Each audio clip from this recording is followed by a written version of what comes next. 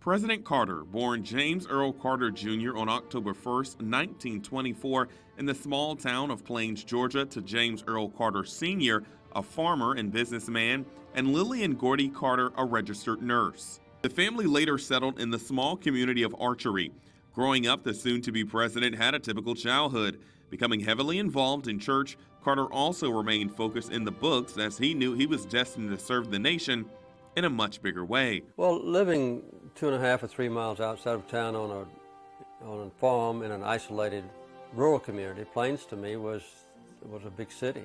Following his high school graduation, Carter jumped around to different schools, studying at both Georgia Southwestern College and the Georgia Institute of Technology. In 1946, he received his bachelor's from the United States Naval Academy. Shortly after, he married a woman by the name of Rosalind Smith, who he had known for quite some time.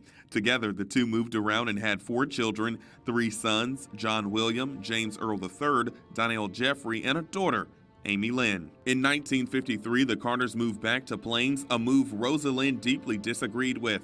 But after his father passed, Carter felt it was his duty to take over the family's peanut farm and tend to his mother. After making Georgia home a second time, Carter quickly became involved in the community, becoming a leader on the Board of Education, Hospital Authority, and Library. Carter, a Southerner, yearned to be different from the typical Southern politician, scoring his first major political role in 1962 after being elected to the Georgia Senate. But Carter's eyes were set on a much bigger prize. At just 46 years old, he became the 76th governor of Georgia in 1971.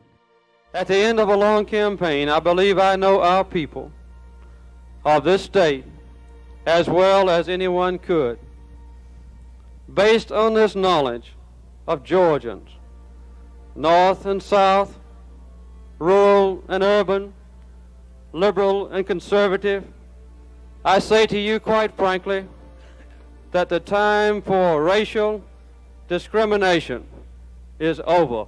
Once he was governor, he vowed to make a difference in the state. Carter often spoke out against segregation and promoted education and prison reform. Many credited him with diversifying the state's government as well. In the 1970s, following the Watergate scandal, Americans felt elected officials couldn't be trusted. But Carter set out to restore their faith. On December 12, 1974, he announced his candidacy to become the 39th President of the United States. My name is Jimmy Carter, and I'm running for president. Optimism filled the air as Jimmy and Rosalind Carter entered the White House with their kids in tow. America needed someone that could improve the unemployment rates and the ongoing inflation rates. Carter was a big environmentalist. In 1977, he signed the Department of Energy Organization Act, thus creating the Department of Energy, even at one point installing the first set of solar water heating panels on the White House. A year later, he helped bring amity between Egypt and Israel with the Camp David Agreement, one of the most notable accomplishments of the Carter administration. Although violence in the Middle East continues, the accords and treaties signed on March 26, 1979 remains the single greatest steps towards peace in the region. I'm so proud of both of you. In 1981, during his final days as president, Carter rarely left the Oval Office, overseeing the last details that would free American hostages at the U.S. Embassy in Tehran. Every day, he worked to bring them home safely. We're using every available channel to protect the safety of the hostages and to secure their release. Post-in-office life allowed President Carter to bring a lifelong vision to fruition. In 1982, the nonprofit Carter Center was founded. Most importantly, in 1994, when the U.S. and South Korea were on the brink of war with North Korea, Jimmy and Rosalind traveled to the country representing the Carter Center to meet with the North Korean president, ultimately resulting in North Korea agreeing to freeze its nuclear program. Since President Carter's election went so well in the U.S., he and the Carter Center helped strengthen democracy by overseeing over 100 national elections. The Carter Center continues to guide the growth of democratic institutions, ensuring that government decisions are open and transparent and competing for the public office is fair. His work through the Carter Center earned him a Nobel Peace Prize back in 2002. We can choose to alleviate suffering. We can choose to work together for peace.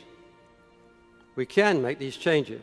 Soon after leaving Washington, the Carters moved back to Plains to try and get back to a normal life. The couple sold their peanut warehouse, began writing memoirs, and President Carter became a professor at Emory University in Atlanta. Up until his death, President Carter remained deeply rooted in Plains, continuing to practice his faith as he served as a Sunday school teacher. Decades went by, and Carter still managed to volunteer once a week every year for Habitat for Humanity, even at age 95. President Jimmy Carter will continue to be remembered for not only his character and faith, but as a man who set out to make the world a better place, one day at a time. Thanks for watching. Stick around by subscribing today and don't miss a single video.